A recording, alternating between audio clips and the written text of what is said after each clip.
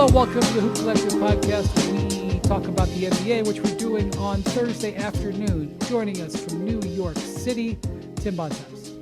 Hello, everybody.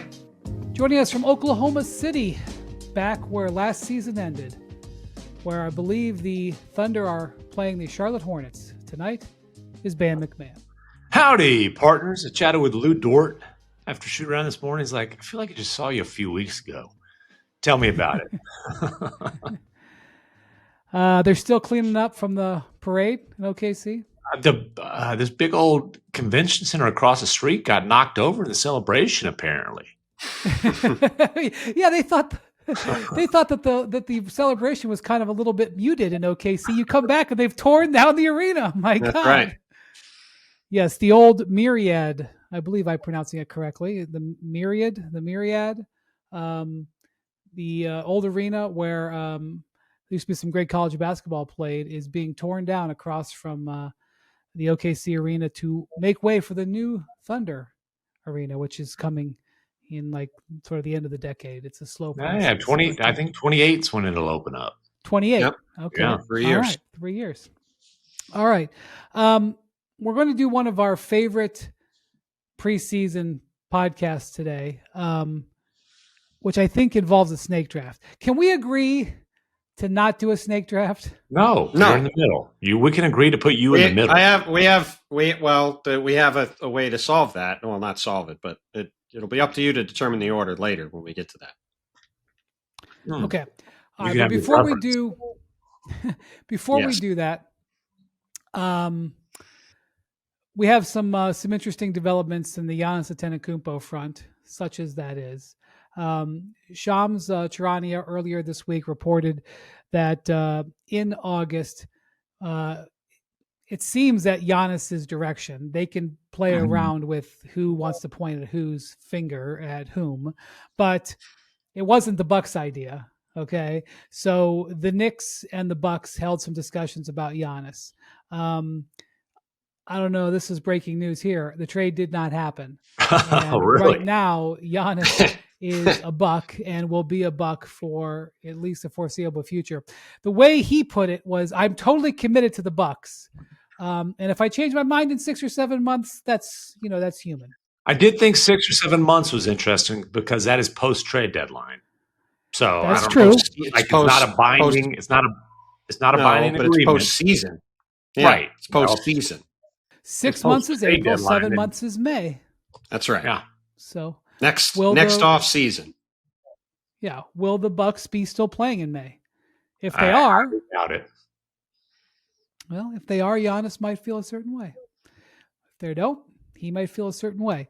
Bontemps, let me just say, you know what our motto here on the pod is: actions over words. Yes, it is. As you know, the Bucks did some pretty crazy accounting this summer, waiving and stretching Dame Lillard for over $100 million, and then immediately using that cap space to sign Miles Turner to a $100 million contract. Probably the most shocking move of the summer. I don't know how impactful it will be. I think an NBA rank, which is certainly not the be-all, end-all of basketball evaluation, but it's what we have. An NBA rank, I think Miles Turner was 57. If you want to go toe-to-toe on whether Miles Turner is a top 50 player, certainly go for that. But that player is replacing a guy who was not going to play in Dame Lillard. So in terms of your team, getting a player of that level is a good upgrade, even though it's extraordinarily costly long-term. But Giannis saw all that, watched the Bucks conclude their offseason, and apparently said, "Hey, New York would be nice." And so I'm going to take that action, Bontemps, as the Miles Turner trade didn't exactly change Giannis's worldview of the future of the Bucks. Yeah, I mean, look, the all of the arrows for quite a while have been pointing towards this being the last year Giannis will be with the Bucks. Now, he's extended a couple times before.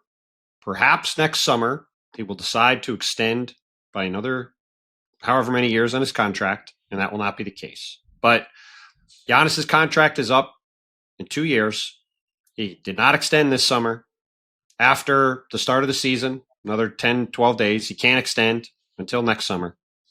And so it's a very natural inflection point when the Bucks will go to Giannis, I'm sure with every single possible contract permutation they can offer him, and say, hey, Giannis, would you like to sign one of these? And if the answer is, I don't really think so, I got to think about it, I don't know, then he's going to get traded because they're not going to have Giannis Antetokounmpo leave for nothing. And that, to me, feels like where this is headed. Because, again, actions over words. You have Giannis standing here, and he's talking at Media Day and saying, oh, yeah, I'm committed for now. I'm excited because I'm here now. I could change my mind in the future, as you just laid out. It's all good. People should be allowed to do that. It's like it's all setting up for where this is. And look, full credit to the Bucks for doing whatever they can to keep the best player, the second best player in the history of the franchise overall, and the best player in terms of Bucks career ever, as long as they can, because there's a very real chance there'll never be another player like Giannis on the Bucks, and they should keep him as long as they can. But this team, anybody who isn't employed by the Bucks or a Bucks fan, looking at this team, where the third best player is Bobby Portis, AJ Green, Kyle Kuzma, like name the player, right? Mm-hmm. This is not a team that's good enough to be a top 2 team in the East, let alone a team that is realistically a title contender. Like no one can look at this and say that. It's not even within the realm of realistic possibility. And for the Bucks to go into the season and say, hey, this is the best we could do, we think we're good enough to compete. Like, I understand why they're saying that, but I don't think any rational basketball person can look at this and say that, which is why in the GM survey, I think the Bucks were picked to finish 6th. In every projection model, they're projected to be somewhere between like 42 and 45 games. They're, maybe going to be in the top 6 in the East. Maybe they'll be in the play-in, especially depending on if Giannis is healthy. But yeah, if Giannis has said, I want to be on teams that's competing for championships. Well, they lost in the playoffs, first round of the playoffs, 3 straight years. And now they have a team that's objectively not good enough to be a home court advantage team in the East. And the East is the JV conference. So, yeah, we're all going to sit here and wait for this to happen. But I think even all of these comments, even Doc Rivers, when Doc Rivers says, well, when John Horst makes a phone call, that's when you know this is different. Well, guess when John Horst is going to start making phone calls? Next summer, if Giannis doesn't extend. So, it just is what it is. It's been this dance that's kind of been going on for really Giannis has been participating in the dance for a few years now, right? Before that, it was a bunch of teams trying to dance with him within the, reasonable tampering protocols, I would say, not within the rules. But, Giannis has been participating in this dance for a few years now. No one's going to blame him when he eventually asks out of Milwaukee, okay? No one's going to blame him. And by the way, I don't think he's ever going to ask out of Milwaukee. Okay, well, we can say Donovan Mitchell never asked out of Utah, but we can play that semantic game. I agree, but that's what I'm saying. Like, if he was going to ask out of Milwaukee, as Brian said on TV the other day, the time to do that was 2 months ago or 3 months ago. Not in August, not in September. That's why the Knicks did all their business this offseason. If he asks out, whether officially or just pushes it to a point where it's time to trade him, no one's going to blame him for that. He had a historic run in Milwaukee. They won a championship. No one can blame the Bucks. They successfully built a championship team around him and tried like hell to do it again. Weren't able to get it done, but it's a really, it's a tough business. Now, the Bucks have absolutely done right by Giannis his entire career. They don't have to comply if this is a one-team list. Just like the Utah Jazz did not have to send Donovan to the Knicks, where everybody knew that's where he wanted to go. Just like, by the way, way back in the day, the Bucks didn't have to send Kareem to the Knicks. That's where he wanted to go. He ended up in L.A. Well, Kareem was given the choice of going to the Knicks or the Lakers. No, it's not. That's not 100% true. Do you know what Kareem's list was? I thought it was the Knicks and Lakers. Good trivia question. Okay. Number 1 was the Knicks. Mm-hmm. He obviously is from New York. Yeah. Number 2, Washington. Yeah, Kareem was thinking about it in terms of cities. Yes. Number 3, L.A. Well, the Wizards then were they had a great run in the 70s. Yeah. I mean, there was this incredible story. There was this incredible story. One of the first TikToks. I don't know if that's true, but that's what they call stories that like go over. Not the social media app. Right. I truly never knew this about Kareem, that the Bullets were on his list. Yeah. So there was this great story in the LA Times in the 80s about the time when Kareem won. I wish I could remember who wrote the story. But it was one of the first initial TikToks. And it was like a decade before, unlike now, like Ramona writes them from like 2 days before about like how, I'm going to see if I can find who wrote the story. Oh, Thomas Bonk wrote the story, who was an all-time excellent writer at the LA Times. Yeah. So in 1970, 75, right? Yeah, but it was a year before he was actually traded.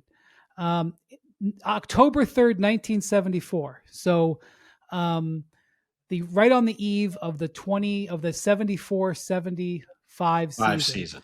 They had just, I think, lost they had won the championship, and I think they had lost in 7 games the previous spring.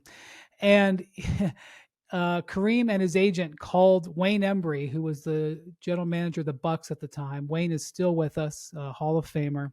He's now working for the Raptors. He called Wayne, and they went to the Sheraton. They rented out a hotel suite. I guess this is what you did back then. You rented out a hotel suite, and they had this glorious room service dinner of beef Wellington and assorted cheeses and, various liqueurs. I don't know. I made that up. There was beef Wellington, though. That's why that was in the story. And Kareem said he wanted to be traded, and he wanted to be traded to one of those 3 places. And by the way, it stayed quiet for the entire following season. Yeah, well, that was the thing. I knew about the Wayne Embry meeting, and I knew that they didn't trade him till the following summer, that they did somehow not have anybody find out about it for a whole. I mean, I guess because those 3 people knew about it, didn't say anything. But that in itself is amazing. I just did not remember, and I don't think I ever knew that it was the 3 teams. I always thought it was the Knicks and the Lakers, and he went to obviously the Lakers. That's fascinating. He didn't go to the number 1 destination on his list. By the way, the guy who they just waived and stretched that was in Milwaukee is his co-star the last couple of years. Milwaukee wasn't on his list. My point, the Bucks got to get the best deal when this eventually happens, not send Giannis to a place where he wants to go. Yeah. So anyway, I think the point, though, you mentioned Kareem, Bontemps. I've said this before. They traded Kareem in 1975. Mm-hmm. They did not return to the finals. The Bucks did not return to the finals till 2021. Yeah, they didn't get another talent like that until Giannis. Right. So so you're looking at what the Bucks are doing, robbing Peter to pay Paul, robbing Paul to pay Sam, That's what you do if you have a player like Giannis until he's not on your team anymore. Because like you said, there's a very real chance they won't get a player like that ever again. So they should have just traded him. It also puts them in a position where, look, maybe Giannis doesn't ask out. Maybe he just doesn't extend, and there's 1 year left on his deal, and the Bucks get to a point where, like, we can't just let him walk in free agency. We've got to get a return here. But they've got to get as much of a return as possible, because in the process of doing everything they can to try to win another championship with him, they are really compromised as far as their future draft stuff. This year's probably their one swing with their own pick for a while, because I'm assuming the swap with New Orleans, I'm going to go out on a limb and say the Bucks have a better record than the Pelicans. By the way, that's an interesting little bet. Considering what we have heard from the Bucks and Giannis, where within the last week, Giannis said, I don't recall that, Senator. when Wes Edens was like, oh my God, we had this really great conversation. And Giannis was like, I don't even know what he's talking about. And then he said, hey, I'm a Buck now, but in 6 or 7 months, I could change my mind. Like those 2 statements, let's let them sit and simmer. I'm with the McMahon. Hawks. I'm taking the Bucks hard in a Bucks Pelicans face off this year. Okay, I'm not. I would have to get odds from you, but I'm just saying, Zion looks good, Oh, right? stop it. And we don't. We now know that Giannis was involved in trade talks in August. Are you Window's sure got to he's have finishing the season some with them? Joe Dumars appreciation from back in the Cavs Pistons Rock'em Sock'em Robots 2000s showdowns days for the amount of latitude he's given the Pels this summer. He's given the Pels more latitude than the rest of the NBA combined this summer. No, I was about 12. When I was about 12, I saw Joe. What did you say? Nothing. Go on. When I was about 12, I saw Joe Dumars score 40 points at the Richfield Coliseum. Joe Dumars was one hell of a player, man. He was awesome. Okay. I hated Dumars growing up because I was a bandwagon opera, so I loved Jordan. So I hated those Pistons teams. Of course you were. Of course you were a bandwagoner. Prepared me for this career. Yeah, sure did. So Atlanta gets the more favorable of the two picks, either the Milwaukee Bucks pick and the Pelicans pick. Correct. Or the Pelicans pick.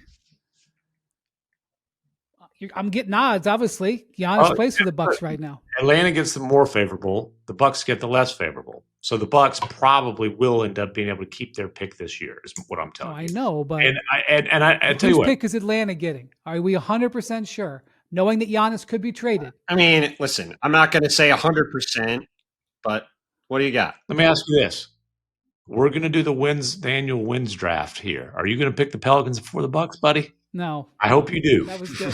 That was good. Good job. You can be a lawyer. Good job. One of the things I'll point out, I don't want to break down Giannis trade stuff right now. No, it's not the time for that. But I'll just say this. As I see people start talking about this, remember that the Bucks do not control their draft for the next 5 years. Yeah. Also, remember, if it's going to be talks with New York, boy, oh boy, they gave up a whole bunch of picks to get Mikal Bridges. They are not. They at one point were loaded up on first round draft capital. That's no longer. I've seen people say this. I've seen people say it, but I'm going to tell you that the Bucks, if they have to trade Giannis, are probably going to make a player trade. Okay, well, I wouldn't. Hold on. Here's what I'm going to say to that. Okay, maybe the Bucks will make a player trade. Or maybe the Bucks will get offered 12 draft picks that don't include their draft picks, and they won't make a player trade. Like the Bucks have to get the best a player and picks trade would be my guess. Well, they might, but I'm just saying they have to make the best trade that's available to them. If that means they get great draft picks and they don't have their own picks, that's fine. But they can't be. Look, if he waits till next summer and Giannis has 1 year on his contract, Giannis is going to pick his team. And if Giannis picks his team, you're going to be limited in what you can get by a trade. Well, what I would say is, in general, I would agree with you. I would also say that if a player like Giannis is available in trade, as we saw when the Raptors traded for Kawhi, you don't know how that negotiation will play out. Giannis is worth the risk. Well, and also, if you get Giannis and you have the bird rights to pay him the most money for the most years, that could end up mattering, particularly for a player who, I mean, let's all just look at it, right? So Giannis Antetokounmpo is what, 31 years old right now, right? I think he just turned 31. So you're talking about a guy who will turn 31 in December. So he'll be going into his age 32 season. He'll become a free agent going into his age 33 season. So if you sign Giannis from age 33 through 37, like the back half of that deal is going to be interesting. So, I agree. Like there's it. All I'm saying in general is Giannis turns 31 in December, just to be precise. Yes. Well, that's what I said. So when you're talking about the Kawhi trade, do you remember what the Raptors traded for Kawhi? I do. They traded DeMar DeRozan. They traded Jakob Poeltl and a first-round pick that became the 29th or 30th pick in the draft. And I believe they also got Kyle Anderson. I think they got Danny Green in that deal. Correct. That's right. Yeah. Do you know what the Lakers traded for Kareem Abdul-Jabbar? Brian Winters, who I often use on the Immaculate Grid. Brian Winters is correct. the late Junior Bridgman, Brian Winters, Elmore Smith, and David Myers. I don't think when you trade a guy with 1 year on his contract that you always get the best. I would say things have changed a little bit since the mid 70s. Yeah. Well, you're also not. I mean, again, that's not. I'm not saying they're going to get an incredible haul. I already think we've probably talked about this more than we should. I agree. I just think that in general, when you talk about a situation like this, the law of unintended consequences with a situation like this coming up. You just don't know where the negotiations are going to go. You wouldn't have guessed Cleveland was trading for Donovan Mitchell. You wouldn't have guessed Toronto was trading for Kawhi Leonard. We have seen these things go in different directions. And again, I don't think it would be wise for Milwaukee to say, well, we don't have our picks, so we just got to get the best players we can get, and then that'll be fine.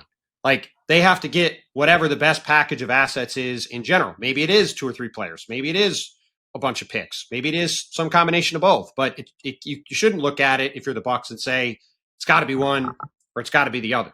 In a vacuum, you are correct. I agree in a vacuum. I'm just saying that I see people going, well, the Knicks can't trade for him. They traded all their picks. I just don't think that's necessarily true. Well, yes, it will be hard to get good value from the Knicks is what I would say. I would agree. Okay. Every year we do this on our pod where we go through in a snake draft, which I always mess up and people think it's a bit. I don't like snake drafts. I don't do fantasy drafts. Bontemps I really hope it's a me into some weird fantasy league 2 days ago. I don't know why I said yes, I did. I made one pick and I stopped making picks. I don't even know who's on that team. Nobody else. You haven't made another pick yet. So is it my turn? No, it's not. But somebody's been on the clock for 11 hours. I won't call out which one of our colleagues it is. By the way, quick update, because I know people are interested. Bontemps got knocked out of the old Guillotine Fantasy Football League a while back. He was hoping you wouldn't mention that. No, I had no problem. I had you had a problem. Lucky week. I had a very unlucky week from an injury standpoint. His team stunk is what happened. Well, keep it moving. Right. That's enough fantasy football talk. Go all right. You're the one who brought it up. So we picked this in the snake draft. Go ahead. So hold on. So we've now done this 3 years. Each of us has won it a different year. Oh, who's the defending champion? You are. So you get to pick first. No, I don't want to pick first. Wait, who won last year? Then I got to do the snake. No, Brian. You get to. I'm saying you get to pick where you want to go first. You could pick. Do you want to go first? You want to go second? You want to go third? What were last year's standings? Brian was first. You were second, and I was third. Oh, you were dead last. Damn. Yes, dead last out of 3. The year before I won. There ain't no bronze medal here. You were dead last. Okay, I didn't. Sure. Okay, so. You get to Brian. Do you want to go second then? Yeah, because I'll screw it up otherwise. Great. Okay. So then, MacMahon, do you want the first pick or the third and fourth pick? I'll take first. There you go. There's the order. So MacMahon can start. Listen, we'll see who has 2 wins this year. I'll take my, for the moment, hometown team sitting right here in OKC. And I like the Thunder's odds of having the best record in the league again. So I'm going to take the little Thunders. All right, so Kevin Pelton, who every year plugs all the numbers into his computer, and he looks at ABPR metrics and all kinds of stuff. This is a combination of his Shoney stats-based projections and luck-adjusted, regularized, adjusted plus minus, better known as RAPM, as most folks are familiar with. Right, and it like goes over like the last 3 seasons.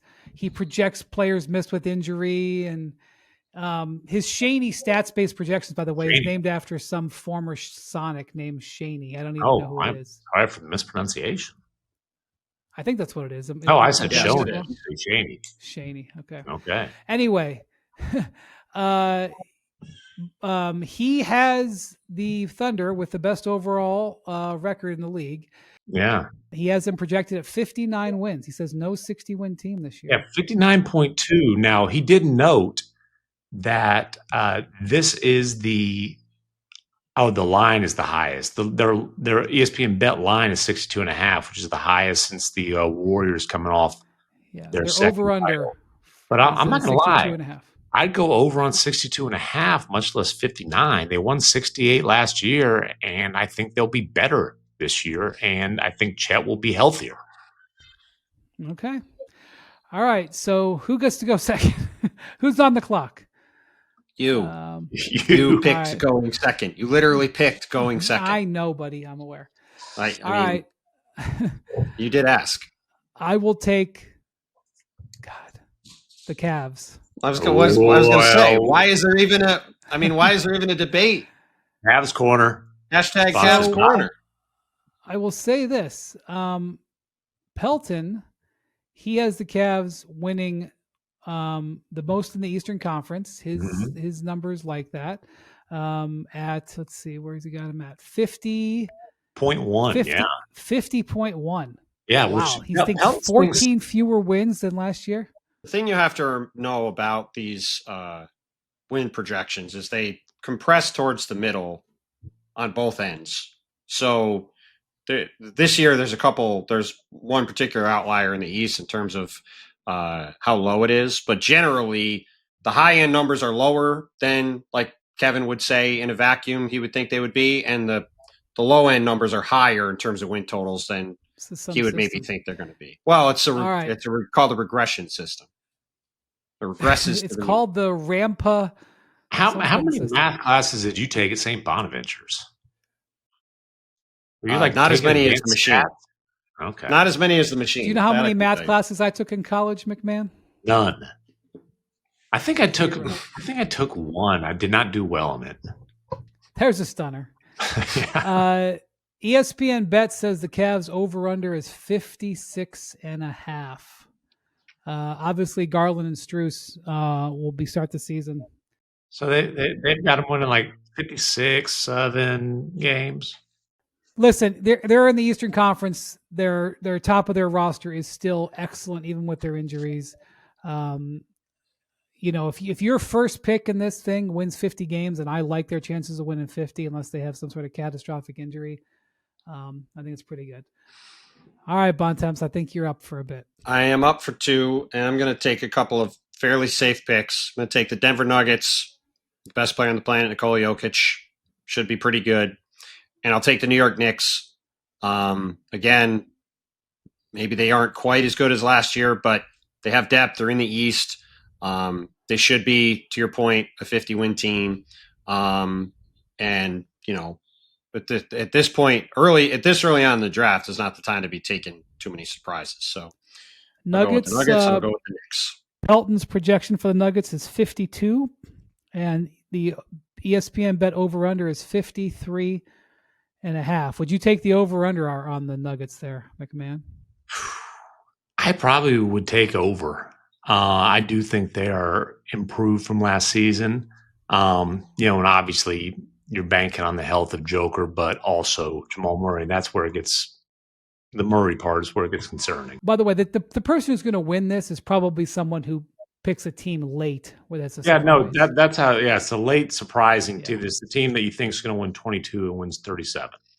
That's right. All right. I mean, last year Brian won picking the Pistons second to last with 44 wins. Yeah. And Portland winning 36. It was hardly incredible insight.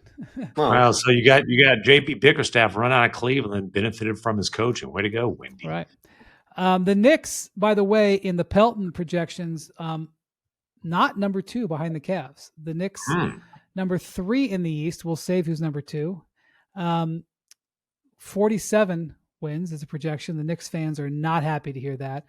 ESPN Bet, with the Knicks fans probably contributing to betting the over, 53.5. Bontemps, do you like the Knicks over or under there? I guess you like the overs that you just picked them. That's a pretty good line. I'd probably guess they end up under it by a couple games, but still, like, they should be a team that's at least around 50 wins, if not a little bit above or below. And, the goal early on is to try not to blow it by picking somebody that falls off a cliff. So whose turn is it? It's yours. It's really simple. Here's the way to remember it. I have to make 2 picks, then you make 1, then Tim makes good. 2. The rest of the draft. That's it. Okay. So you pick after each of us every time. It's not hard. Wait, me, It's I not pick hard. after each of you. I thought I pick after you. I make 2 And- picks. You pick once. Tim makes 2 picks. You pick once. The rest of the Okay, draft. great. It's not Okay, hard. good. All right, I'm taking the Orlando Magic, Ooh. who Pelton has 49.9 wins, number 2 in the East, ahead of the Knickerbockers. This is a Interesting. risky pick. ESPN bet 51.5. Bontemps, what do you think about Pelton having the Magic ahead of the Knickerbockers? I'm a little surprised you picked Orlando 5th. I think the Magic could have a really good team, but there's a lot of risk here from an injury standpoint. You got Jalen Suggs still out with this weird knee injury that he had surgery on back in January. Still hasn't fully practiced yet. Not clear he's going to be ready for the start of the season. We all really like the Desmond Bane trade, but he has missed time over the last couple of years with injuries. Let's see if he's healthy. Franz Wagner and Paulo Banchero both had oblique injuries last year. Jonathan Isaac has missed a bunch of time. Mo Wagner is still out with a torn ACL. These guys should have a better offense. They haven't had a top 20 offense in the league since Dwight Howard was on the team, incredibly. My God, what a stat. They should have a good offense this year. They should have a great defense again. They could rack up a ton of wins in the East, but I do wonder if they end up having some health questions drag them down a little bit. By the way, that does remind me, just a little note here. It's my turn anyways, but from OKC, and I hope to have a little bit more clarity and maybe some info later on, but J-Dub, Jalen Williams, coming off of the wrist surgery, is not fully cleared yet. I don't know exactly when he will be, but he was getting in some post-shoot-around work when the media was allowed in there this morning. And every jump shot or free throw that I saw him take was left-handed. Now, he was handling the ball with his right hand. He working against some staffers. He was whipping passes to the corner with his right hand. I saw some layups, but every free throw or jump shot that I saw him take was left-handed. So, there's still some work to be done in time for him to get fully recovered from that wrist surgery. Yet you still took them number 1. 29, they've got some players. 29 injections is what J-Dub had in his wrist during the playoffs last year to get through the playoffs. A lot. And scored 40 in the most important game of the season. Just had a couple of huge road games. He had a big road game in Minnesota too in the conference finals. I think MacMahon's is up. I am. I'm going to take the Rockets, despite Fred VanVleet's injury. We've talked a lot about how much we like the young talent that remains on that roster, especially Amin Thompson, and then Kevin Durant just being, I think, a phenomenal fit for the glaring void they had for a go-to scorer. And then, I'm not going to lie, I was influenced by our favorite nerd on this one, the Machine. His little calculators are high on the Golden State Warriors. Now, I'll note, the Machine is a mathematician, not a chemist. I've got some concerns about the chemistry there, but I'm going to take Steph Curry, Jonathan Kuminga for now, and the Golden State Warriors. The Warriors, in fact, rank second in the West behind the Thunder on Kevin Pelton's projection formula, 56 wins, way above everybody in the East. Mm-hmm. ESPN bet is less excited by 10, saying 46.5. You could have made a steal here. Meanwhile, the Rockets, Bontemps, Pelton has the Rockets at 5th in the West, which he said really was, he already had them. So the over-under, or the ESPN bet over-under is 53.5. Mm-hmm. Pelton said his projection system still had him under before Fred VanVleet went out. I will tell you, I watched a little bit of the Rockets play against the Jazz on Wednesday night, and they put up 140. I realized it was the Jazz, but offensively they looked great. Alperen Şengün looked really, really good. I, I think as much as we talk about Ahmed Thompson taking a leap, I think Şengün's going to take another leap after being a first-time All-Star last season. He has 19 assists in the first 2 preseason games, I believe. It's nice when you can pass the ball to Kevin Durant. By the way, that helps you get assists. That's true. He was 7 of 10 shooting. Bontemps, what do you think of these picks? Yeah, I mean, I was hoping Golden State would get to the next wrap because I was going to take them there if they were. I do think the Warriors are going to be very good, again, assuming they're able to stay healthy. And the Rockets we've talked about the Rockets a ton lately for good reason. They're going to be really fascinating this year. I think if MacMahon feels good about this pick in May, it's because Alperen Şengün continues to improve as he has, as you just said, and especially Amen Thompson does the stuff we think he's capable of with the ball in his hands a lot because, it's been interesting seeing Reed Sheppard get some starting minutes in the preseason. They need a lot from him, and they need Amen to take a huge step forward without Fred VanVleet. It's going to be interesting to see how the Rockets manage that, but, there's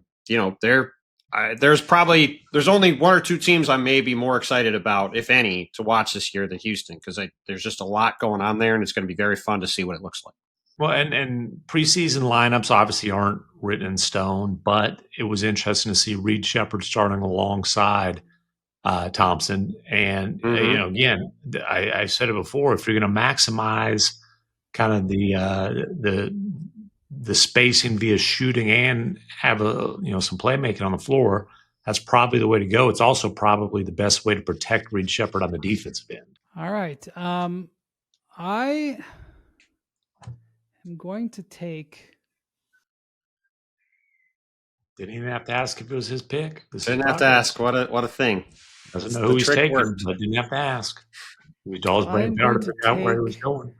The Detroit Pistons. Oh, wow. They won it for you last year, and now here you come. Wow. I am taking pretty much Eastern Conference teams at the top here because that is my strategy because I realize that they do have to play the West teams, but they get to play half of them at home and they get to play all the East teams.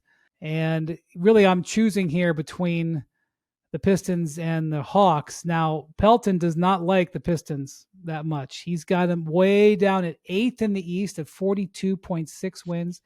ESPN Bet has them better, 45.5.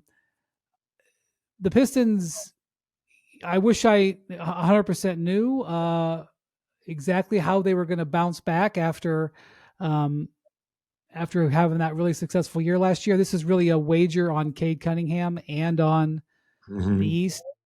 They're obviously, they're hopefully going to get a bounce back from better health. A little uncertain if Malik Beasley is going to play in the NBA this year or if he's going to play for the Pistons, but yeah, that's what I'm going with. I'm a little disappointed that I couldn't get my hands on the Knicks too and get all the top Eastern teams, but I'm going to go with the Pistons. All right, that's a bold pick.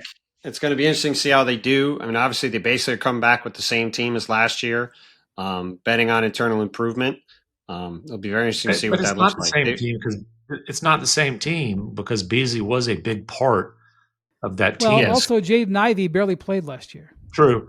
And hey, Duncan Robinson, obviously they're hoping can provide the volume shooting that opens the floor up for Cade in particular to work. And then they're hoping that some of these, Asar Thompson, as much as we talk about his brother, I mean, same DNA, same ridiculous athleticism. And as missed a lot of times with the blood clot stuff, but maybe he takes the leap or one of their other, whether it's Ivy or Ron Holland, one of these young kind of high lottery picks. Yeah, I was not expecting the Pistons to go there. So the 2 teams I was looking at, I will take with my next 2 picks, which are the Hawks and the LA Clippers. And I'm making the same bet with both of them, which is that they both have enough depth to overcome any injury issues and therefore try to limit my downside a little bit. Obviously, we'll see what happens with all the aspiration stuff with Kawhi and whether there's any penalties. But like we've talked about, I don't anticipate that impacting the Clippers on the court this year. And we saw last year with Jeff Van Gundy on the bench, Clippers had a great defense. James Harden is an regular season wins machine, even still. And by adding Brook Lopez and John Collins and Bradley Beal and Chris Paul to this team, they've got a ton of depth. I think they're going to win a lot of regular season games. They should be better than last year, and they were a 50-win team last year. Now it's with Kawhi barely playing. If he can play 50 games, they'd probably have a chance to be even better than that. And for all the same reasons you said about the East, Brian, the Hawks adding Chris. Yeah, I was trying to decide between the Hawks and Pistons. Yeah, I mean, adding Nickeil Alexander-Walker, adding Chris Porzingis, the depth they have, getting Jalen Johnson back. I think I think they're going to be very good and deep, and I'm excited to watch them this year. So I will take the Hawks and the Clippers and send it back to you. Pelton's system likes the Clippers, has them fourth in the West at 49.7 wins. ESPN over-under 47.5. Not so high on the Hawks. Have the Hawks down, I think it's seventh in the East. 44 wins under Pelton, 46.5 the over-under. ESPN bet, MacMahon. I mean, both those teams have aspirations to get home court advantage in the first round. Nicely done. Thanks. I was proud of that one. Whose aspiration is higher? I know whose aspiration paycheck was highest. I am going to go with the Minnesota Timberwolves. Ooh, an anti-Pelton pick, but I can't. Yes, Pelton does not like the Wolves. I don't know if anybody knows, but the Wolves were in the conference finals the last 2 years. Yeah, and by the way, the face of their franchise is still ascending. Anthony Edwards was a better player last year than the year before. I think he really made big strides late in last season in terms of late game decision making. I was surprised. And look, they lost Alexander Walker.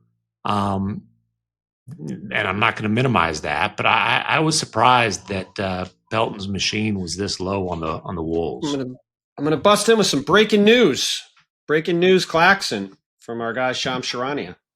Lakers star LeBron James is sidelined for at least 3 to 4 weeks due to sciatica on his right side. He is out for the start of the season. Yeah, and that's actually straight from the Lakers. They announced that. 3 to 4 weeks is – what are we looking at? Comes an hour after J.J. Redick, I believe, according to our guy Dave McMenamin, said that LeBron was, quote, on his own timeline after practice. Yeah. Today. Well, if it's 4 weeks, that's the first almost 2 weeks of the season. Actually, it is the first 2 weeks of the season. I don't know. Probably not super encouraging for the oldest player. Sciatica is something you hear from dads. Well, he is. Yeah. Oh yeah, they said it was a glute issue, so I guess that's a thing. Like, and by the way, the wording here is important. It is he will be reevaluated in 3 to 4 weeks. So that is not. That is not. He's not going to be ready to start the season. It's essentially what the Lakers but that's what that doesn't mean. That means that he is checked out again, right? In 3 to 4 weeks, not returning in 3 to 4 weeks.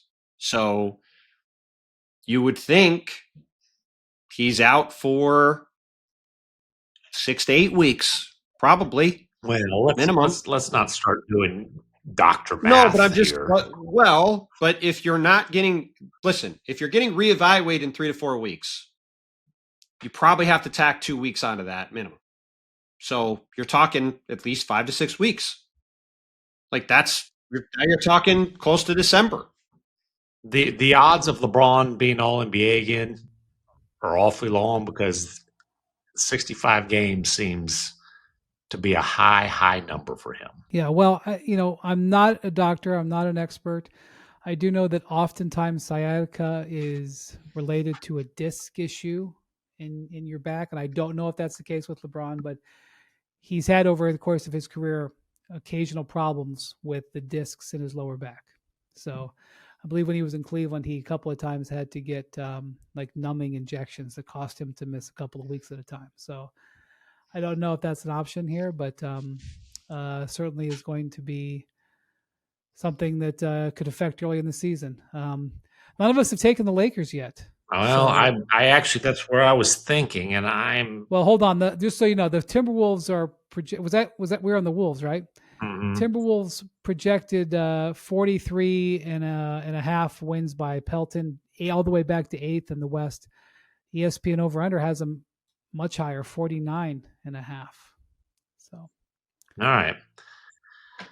Here we go. I'm up. I'm going to go ahead and take the led by Giannis for the moment Milwaukee Bucks here. all right. And I'll still take the Lakers despite the uncertainty surrounding LeBron. Okay. I believe in skinny Luka. The He'll be motivated Milwaukee- that I picked him too, because Luka's always trying to help me out.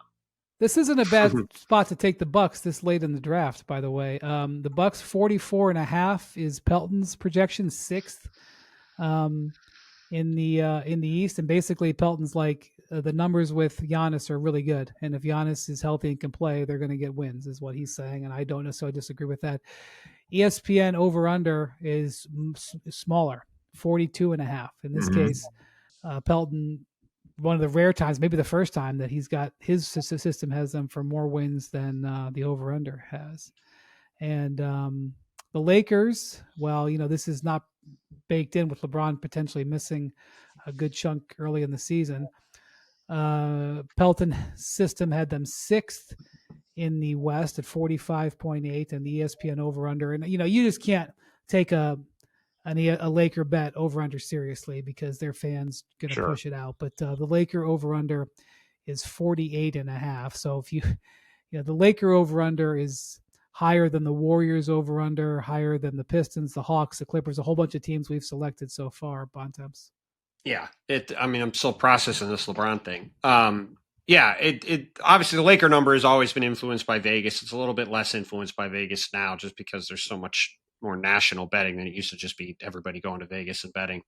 But yeah, when you've got Luka Doncic and LeBron James, there's a few Laker fans in the nation, though. Well, no, of course, yes. But when you have Luka and LeBron and you're the Lakers, it's obviously there's going to be a ton of attention on your team. And yeah, look, I mean, it's going to be really interesting to see how they handle things right out the gate. I mean, I wonder who they're going to start. Well, and one thing, the Lakers are top heavy. There are a lot of teams in the West that have incredible depth. I would not say the Lakers are one of them. This might get your guy Laravia, the pale pit bull in the starting lineup, though. Yeah, I don't think this is very complicated. I would say they're going to start Luka and Reeves, and then they're going to start Rui Hachimura, and they're going to start DeAndre Ayton, and then they're either going to start Laravia or Jared Vanderbilt, and I would guess they're going to start Jared Vanderbilt. Marcus Smart's a candidate, although he's having his own. That's true. That's true. Because I forgot about Marcus. He's not even. I was looking at the box score from last night. I mean, they could start Marcus. They could start Jared Vanderbilt. They could start Gabe Vincent. Whoever they decide to be in that 5th spot until LeBron is back. But yeah, this team. I was watching the Lakers Warriors game, the first half, when the Warriors guys were playing earlier today, and I don't know. I'm not sold on, like you said, MacMahon. The Lakers were a team relying on Luka being great, and then LeBron being LeBron, and then some of these other guys finding ways to fill in. You start having Luka and LeBron miss games, and I don't know. It's going to be interesting in the start of a season when they play Minnesota twice right away. They play Golden State right away. It doesn't matter, and if you're in the West, it's all going to be tough. Look, there was already going to be it. Obviously, there's not the pressure if Luka hadn't signed, but you know how it is around the Lakers. Everything is heightened anyway, and if they get off to a slow start with LeBron sidelined, it's going to get the temperature's going to get hot quickly there. What I would say is Luka is healthy. They're managing his workload just because he played in Eurobasket, whatever. But he is healthy. He's in maybe the best shape of his career, and he's certainly as motivated as he's ever been. So this is a bet on an MVP candidate, and so is the Milwaukee pick, obviously. This is a bet on, two of the top 4 players in the league being able to carry their teams to pretty good records. Yeah. Okay, my turn. Yep. I'm going to go with the Boston Celtics. Pelton likes them to win more games than the sports books. He's projecting them at 45.6. That's 45.6. That could sniff home court in the East, although I'm betting on a lot of these East teams winning more games than that if I'm going to have any hope in this. But the over-under has them as a losing team, 40.5. All I'm going to say is, as we sit here today on October 9th and do this, Jason Tatum dunked in practice. But really you're betting on Jalen Brown and Derek White, and their ability to be a difference maker. And I will say this, Joe Mazzulla is running them through a hard training camp. He knows that they need to get off to a great start as much as they can. And obviously they lost 3 really important players, 4, you count Al Horford, 4 really important players. But, I'm going to bet on those 2 guys to pick up some wins. I think they'll be a winning team. Yeah, Jamal Collier and I did a story today on the gap year teams, the Celtics and the Pacers, both of whom are not looking at this as a gap year. And yeah, I think, look, the Celtics don't really have any proven center. They've obviously got the Tatum hole on the wing. This is, you're betting on Joe Mazzulla finding a way to create some wins and pull them along, which I think is certainly possible in the East, especially if Tatum does decide to come back and play at some point. I'm still skeptical that will ultimately happen, but me too. But hey, the fact that he's out there moving around, he looks great. Like, that's all very positive. And Boston certainly is not entering the season posturing that they're going to be doing a San Antonio Spurs David Robinson injury to go try to get Tim Duncan in the draft. Like, I don't anticipate this season looking like that.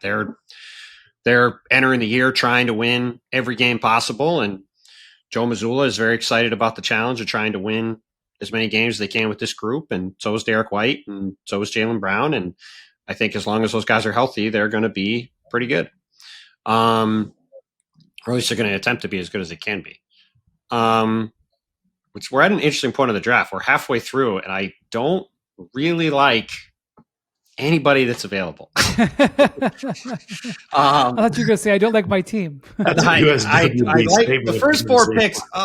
It's just, there's a lot of. I mean, we're halfway through, right? So it's not shocking, but there's just a lot of question marks for everybody in here. So usually we get like to the 4th pick in Bontemps, like all these teams stink. Well, I'm going with the Miami Heat. Okay. I like the Heat to be pretty good this season. I think they're going to go over their win total. I think their projections around 37.5 in terms of their over under. It might be slightly higher now.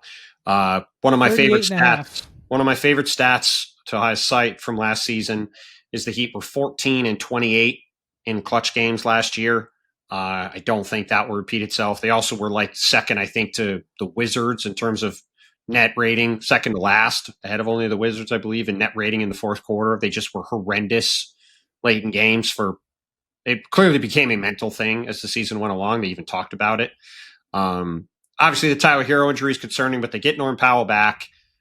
I think they're going to be better this year. Bam Adebayo had a very uncharacteristically poor offensive season. True. So I think he'll be better. So I'll take Miami, and then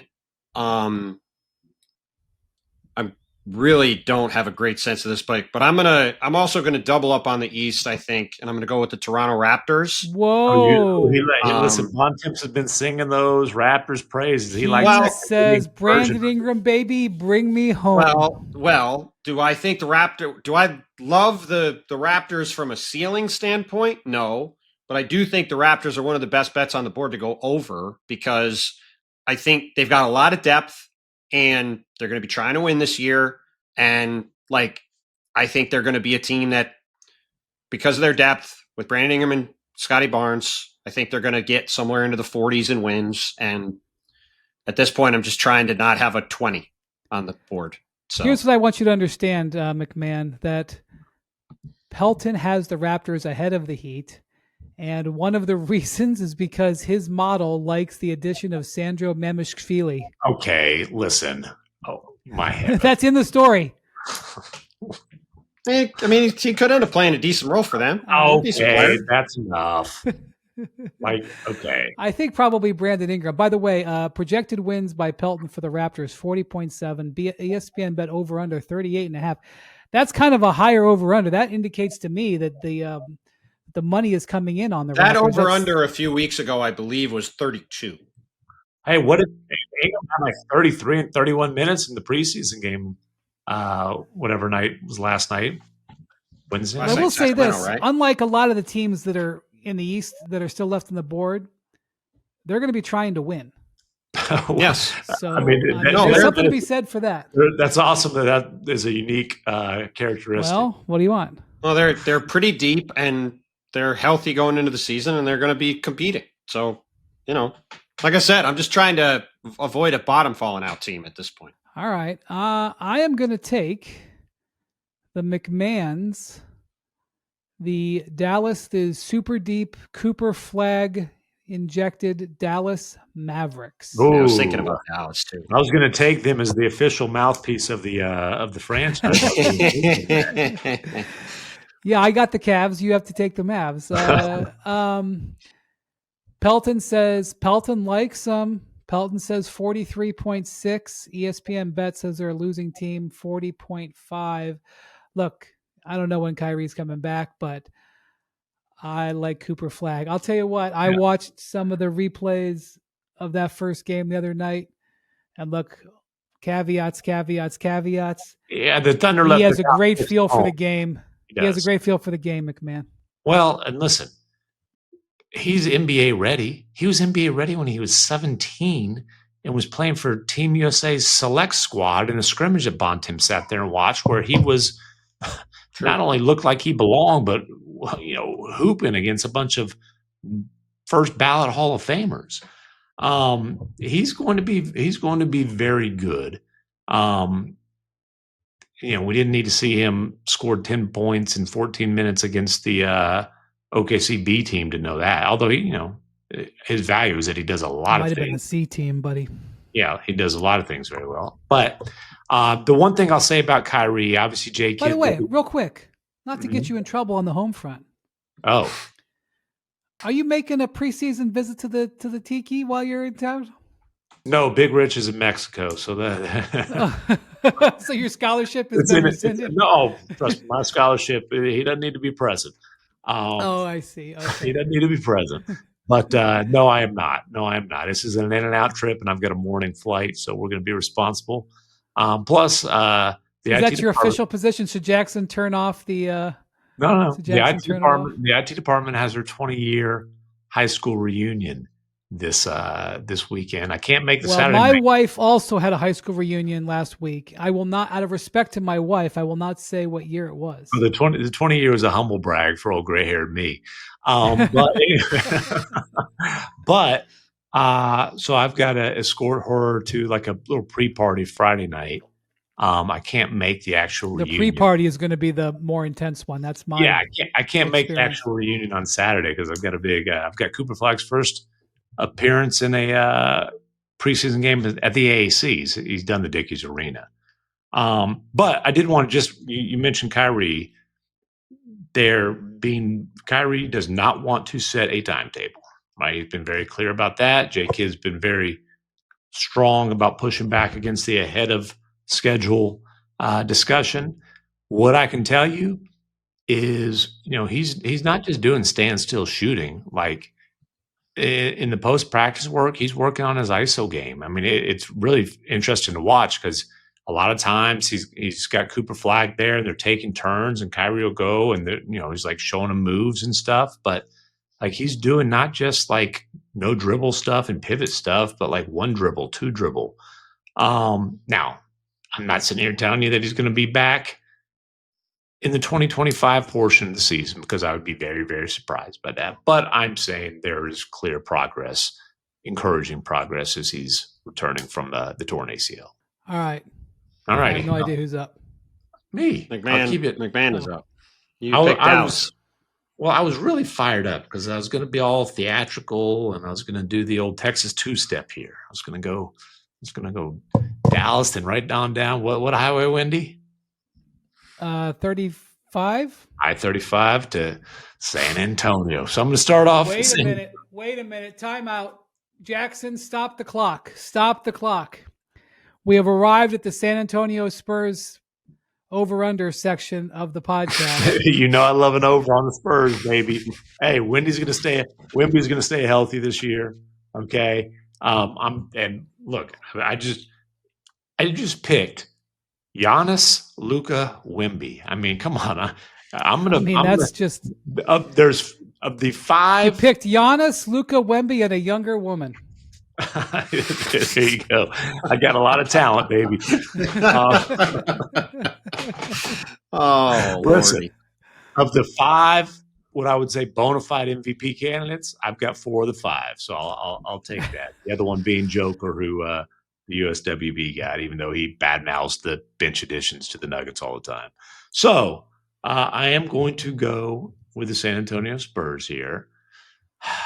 And then, man, this is certainly – and by the way, Pelton would disagree with me there. Pelton would probably chastise me for that pick, but that's okay. Sheesh. I'll tell you what, to make it up to Pelton, I'm going to let him make this pick. I'm going to go with my old pal, Rick Carlisle, the Indiana Pacers. Oh, wow. Okay, well, hold on. Bontemps. The over-under for the Spurs is 44.5. Do you have a position that you'd like to take on the Spurs over-under this year? I mean, I'm taking the under on 44.5. Yes, of course he is. MacMahon. That's a bit rich for me. That's a bit rich. Now, hey, listen, if we can get it to the Pelton number, I'll go. If we can get to the Pelton number, if negotiation begins, Pelton has him at 40.1. He thinks it's started. If Bontemps will take the under on the machine over under, then I'll go with it. What do you say, Bontemps? To make it fun, I will say that I will take under 41.5. So you take them being over 500, and I'll take them 500 or lower. I think that's a fair compromise. There you go. Wow. Be a fun little stat for the season. What Oklahoma City restaurant will this? Well, I got it. I got him at Kitchen 324. The last one never got the last. Yeah, that's true. No, that's not true. I did. What are you talking about? I forgot about that. Lunch, it was dinner, but it was a nice lunch. I actually had lunch there. I walked on down there today and had lunch. It's a good restaurant. Jackson has recorded this for posterity. Oh, it's fine. Everyone is going to remember. I think he gave you a good deal, year, MacMahon. I think you got a good deal. I'm just going to tell you. It's fine. I did it for goofs. It's all right. It'll be a fun little thing for the season. I'm going to tell you this right now. If the Spurs aren't above 500, I'm going to be calling for the firing of their associate head coach, Sean Sweeney. I will hold him responsible. All right. The Pacers, by Pelton's projections, yes, are 4th in the East at 45.9, 46 wins. Yeah. Over under 38.5. We had some news on the Pacers today, Thursday. Not good news. Not good TJ news. McConnell, significant hamstring strain, out a month. Yeah. Obviously, Halliburton out. There's a lot on Nembhard, who is a playoff monster who needs to step it up in the regular season. I think really a chance for him to showcase what he can do. And look, losing Miles Turner wasn't a great thing either. Pelton loves him some Jay Huff. Pelton loves like the random, like 6'11", 7-footer type dudes, like your casual fan won't know about it. There's a Jay Huff reference in here. But look, man, Rick Carlisle's a hell of a coach, and I've seen him take teams that weren't very good. I remember he took a Mavericks team that was trash and went 41-41 with it. That's the year when they were under 500 for most of the season. All the guys grew their beards out, and they weren't going to shave until they got to 500. It was like the last week of the regular season. look, there was also some Mavericks teams that finished far under, but there were some Mavericks teams that went into old tankathon mode. The Pacers aren't going into tankathon mode. This is a tough one here. All right. Come on. Taking Philly. Oh, I was gonna take them after you. Sniped them. It's an upside play. I mean, it's the right time to take the Sixers. I mean, listen, the Sixers could easily win 25 games again and have injury hell, but if they're remotely healthy, they're going to be a good pick here, and even kind of healthy. No, but I'm not saying Joel Embiid playing 70 games. I mean, like if the rest of their Paul team George playing 50? Well, how about just Paul saying, George playing 5-on-5 at some point? If Joel Embiid and Paul George play 41 games, they're a very good pick here. Like that, this is the right area to take them because there's no downside really. You're into the bottom 10 teams in the league. Their upside is being 4th or 5th in the East, probably. Kevin, Pelton win projection contains the following statement. Paul George no longer rates as an elite player after last season's performance. What performance? I mean, Paul had a rough season last year. The Sixers also, on top of the injuries last year, the Sixers also had an insane season from a shooting luck perspective where they just couldn't make anything all season. I think it's a good pick value-wise. Thanks, man. Really appreciate that. There's upside here. Pelton has him projected at 38.4, 11th in the East. ESPN bet over under 42.5. So I will just say Viche Edgecombe is going to win over some fans this year because this guy he's good. This guy is going to be electrifying. Yep. So I would agree with that. He's got some juice. I think Bontemps is up. Yeah. So I was trying to decide between 3 teams here. I thought Philly was going to slip by Brian, so I was going to take Philly in one of these teams. But I'll take the Sacramento Kings for sort of the same reason as Toronto. I think they're going to be trying to be competitive in the regular season, and between Zach LaVine and DeMar DeRozan and Domantas Sabonis, I think they're probably going to be a pretty low ceiling, fairly high floor team. And then with my other pick,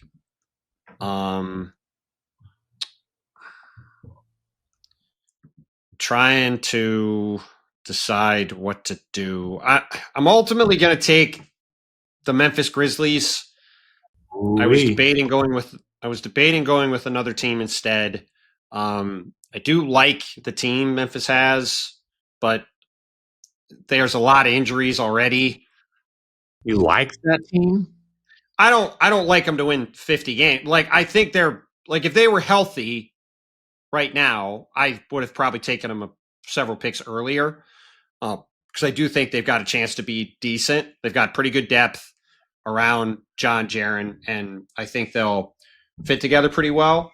But obviously, John Morant's already banged up, and Jaren Jackson Jr. is on track to be ready around the start of the season. But I'll bet on the infrastructure of the Grizzlies to rack up a decent number of wins. And Zach Edey also miss at least a couple weeks, if not multiple weeks to start the season.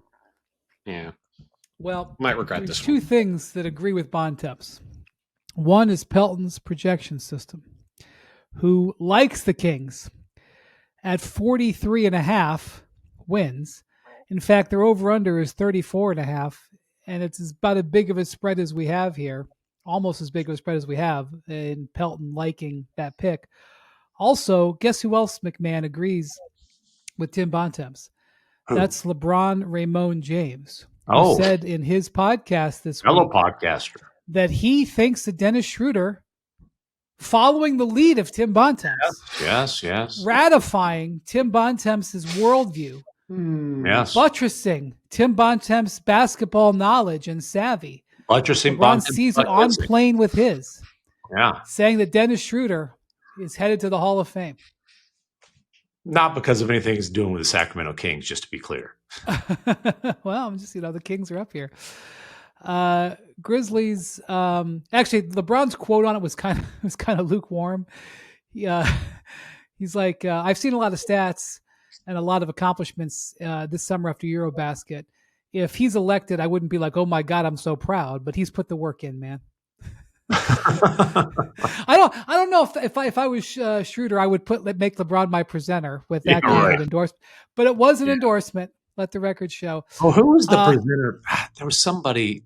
There was somebody who was a presenter this year that I'm like, oh no, who was Billy Donovan's coach, his college coach, Pitino at Providence. Pitino, that's right. Pitino got up there and just was telling a story about how fat Billy Donovan was when he was in freaking Providence. Like, geez, man. Meanwhile, Billy Donovan's probably wearing about the same size as he did when he was in Providence. I think smaller, according to that story. The Memphis pick also was liked by Pelton there, Bontemps. 44.6, Memphis 7th. I took the Timberwolves like a half hour ago, and Memphis is ranked ahead of them by Pelton's numbers. ESPN bet over under 40.5. Over the machine is right. All right. I'm going to go with another team that I think is going to try to win, probably against their better, against what it should be. And look, if we're drafting this far late in the draft and you can pick up somebody who's going to try their backside off to win 38 games, ladies and gentlemen, I know who you're taking. I would like to present to you my selection very proudly. I'm going all East all day, baby. Chicago Bulls. You know, I got to say he's trying to win. I got to say he's trying to win 38 games. You know exactly what you're talking about. Hey, the Bears are the monsters of the Midway. The Bulls are the monsters of mediocrity, baby.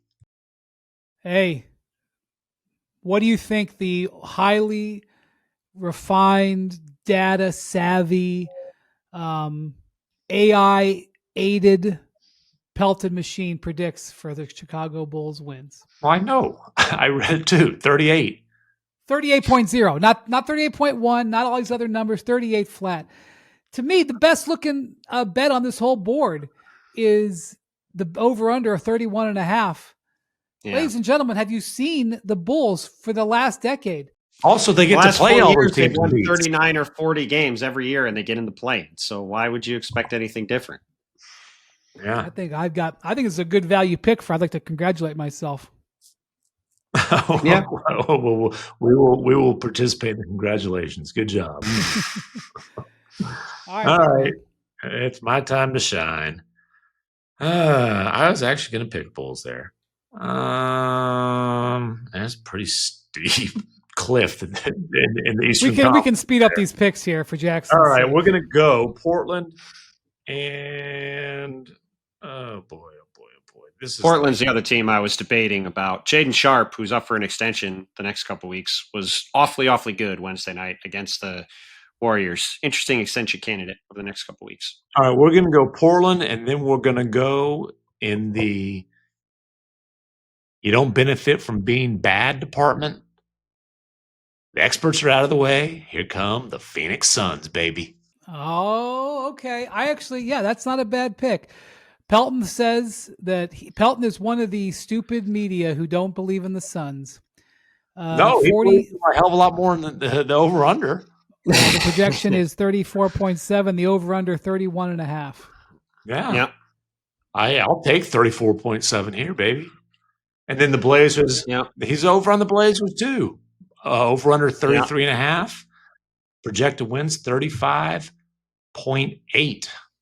Hey, Shaden Sharp was lighting it on fire the other night. That's what I just said. Listen, man, I am going to be keeping an eye on the Blazers this year for Yang Hen's son. Well, don't keep an eye on his preseason last night. Fast forward to that one. All right. Back to you. I'd like to keep taking these teams, but I think I've reached the point where I have to stop. I've reached the point where I have to stop. Listen, I think you got to give an old friend a call here. Let's see if you do. Listen, I have a team that's motivated to win here, baby, because they ain't got control of their pick.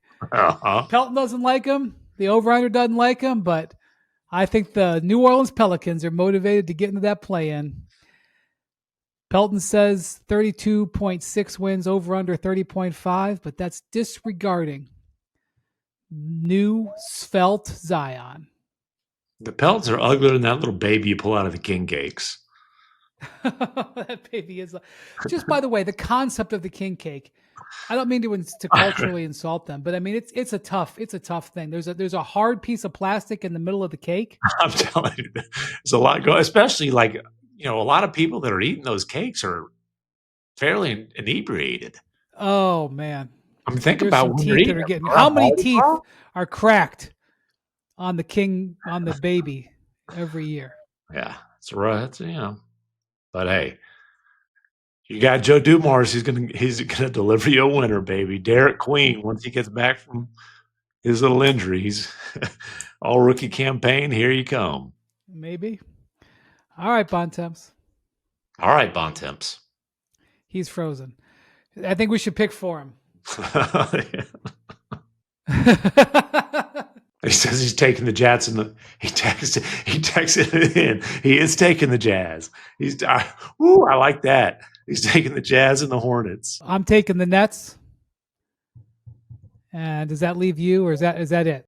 That it leaves me Washington. Thanks a lot. Oh, okay. Let it be written, let it be said. By the way, Will Hardy mentioned to our guy Michael Corleone Wright that he'd like to come back on the pod. All right, Will, we'll have you on. You're Pelton with a complete insult to Will Hardy's Jazz. Oh no. With 20.2 with the projected wins. I think that's not the worst in the West. Not a complete insult. That is better than their 18.5 over under. Ace Bailey time, baby. Yeah, and then what else? We got to scroll down to the East. The Hornets are projected wins 28.5 by Pelton, 26.5 over under. My 7-year-old son came back from basketball practice doing that 6-7 thing. 6-7. I squeezed one in earlier in the pod that you missed. Yeah. Brandon Miller. You guys hear me now? Am I back? Yeah. We hear you. Unfortunately. Somehow my microphone just muted itself. I don't know how. MacMahon must be here. I finally had enough. My stuff. We would like to express our gratitude to your microphone. Yeah, I'm sure. Pelton projects the Wizards to 14 wins, Bontemps. 14.2. Give them full credit. Listen, do you think the Wizards are in this weird thing where they don't want to win, but they don't want to be like historically bad? Here's the thing. They'd like to lose a lot of games and maximize their lottery odds again, but they don't want to lose by 30. They want to at least have their young players in competitive situations where you have a chance to learn and develop. And I would say the Jazz are in the same boat. Listen, Cam, I'm going to give you free advice. If you have fantasy, get Cam Thomas. That dude might try to average 35 this year. I'm actually not sure I would say that because I don't know. Not be bad. I'm not sure how much Cam to play him. Well, they've drafted like 19 perimeter players this year, and Cam Thomas is clearly not in their long-term plans. He's going to shoot a lot when he's on the court. I don't know what kind of role he's going to have all season. Well, I didn't say take him with the number 1 overall pick. True. Here, and this will be our sign-off because we've had enough. Allow me in the sign-off. I'll hopefully get to MSG by tip-off tonight for Wolves Knicks. All right. I am going to read Kevin Pelton's paragraph on the Wizards being projected to win 14.2 games. Given how my model tends to compress the expected standings to avoid bad misses, this is a shockingly low projection. Yeah. In fact, it's the worst I've calculated for a team since adopting this model in 2010. Oh, no. Pelton and I talked about this. The Wizards after trading away veterans at the deadline, and again this past summer, Washington doesn't have a single player who rates in the league's top 130. They've got poor CJ McCollum and Chris Middleton. Golly. I mean, listen, the 1st and the 15th of every month are going to be good for those guys. Other than that, I was going to say, they'll be okay. Yeah. They're still paying Marcus Smart, I think, money to do that. They are. A lot. All right. It was enjoyable. We will remember who we drafted at the very end of the season when Bontemps tells us who won. Thank you to Jackson for putting this together. Thank you to Bontemps. Thank you to MacMahon. Thank you for listening and watching the Hoop Collective. We'll talk to you. Oh, by the way, podcast note. Uh-oh. We're going back to 3, baby. Are we going back to Bontemps? 3? Oh, Bontemps. So I'm told. All right. So Monday, Wednesday, Friday, starting next week. Yeah. Should be interesting. I got a doublehead. I'm going to be in LA on Sunday for a doubleheader. All right. Talk to you later. Adios, amigos.